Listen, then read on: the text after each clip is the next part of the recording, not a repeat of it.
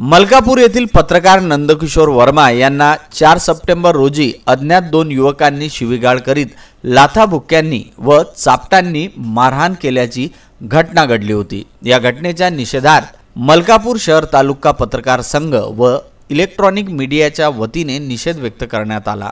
मलकापूर येथील दैनिक लोकमत समाचारचे पत्रकार नंदकिशोर वर्मा यांच्या दुकानावर काल 2 जणांनी येऊन अज्ञातांनी हल्ला केला आणि त्यांना जीवे मारण्याची धमकी दिली। या प्रकरणाचा मलकापूर शहर पत्रकार संघाच्या वतीने आम्ही जाहीर निषेध करतो, कारण की पत्रकार हा लोकशाहीचा चौथा आधारस्तंभ असून ज्या घटना घडतात त्या जनतेसमोर मांडण्याचं काम पत्रकार हा करत असतो।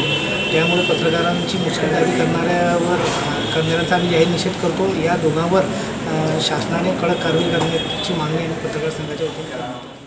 मलकापूर येथील पत्रकार नंदकिशोर वर्मा हे आपल्या स्टेशन रोडवरील वर्मा प्लास्टिक सेंटर या दुकानात बसलेले असताना अज्ञात 2 युवकांनी अनधिकृतरित्या दुकानात प्रवेश करून वर्मा यांना शिवीगाळ करीत लाथाबुक्क्यांनी व चापट्यांनी मारहाण केली। या मारहाणीत वर्मा यांच्या डाव्या डोळ्याला व ओठाला जबर दुखापत होऊन या झटापटीत त्यांचा चष्मा व मोबाईल सुद्धा फुटला। मारहाण करतेवेळी तू व तुझा मुलगा विजय वर्मा दोघा बापलेकाच्या अंगात जास्त पत्रकारिता पोचली आहे। तुम्हाला माहित नाही तुम्ही कोणाशी पंगा घेतला आहे। आता आम्ही तुम्हाला दाखवून देऊ व तुमचे दोघा बापलेकाचे आयुष्य संपून टाकू अशी धमकी दिली। वर्मा यांच्यावर झालेल्या भ्याड हल्ल्याचा मलकापूर शहर व तालुका तसेच इलेक्ट्रॉनिक मीडियाच्या वतीने भ्याड हल्ला करणाऱ्या त्या दोघा युवकांवर तसेच त्यांच्या पाठीमागे असलेल्या सूत्रधारांचा तात्काळ शोध घेऊन त्यांच्यावर कडक कारवाई करण्यात यावी अशी मागणी केली असून वर्मा यांच्यावर झालेल्या भ्याड हल्ल्याचा यावेळी पत्रकारांच्या वतीने निषेध करण्यात आला।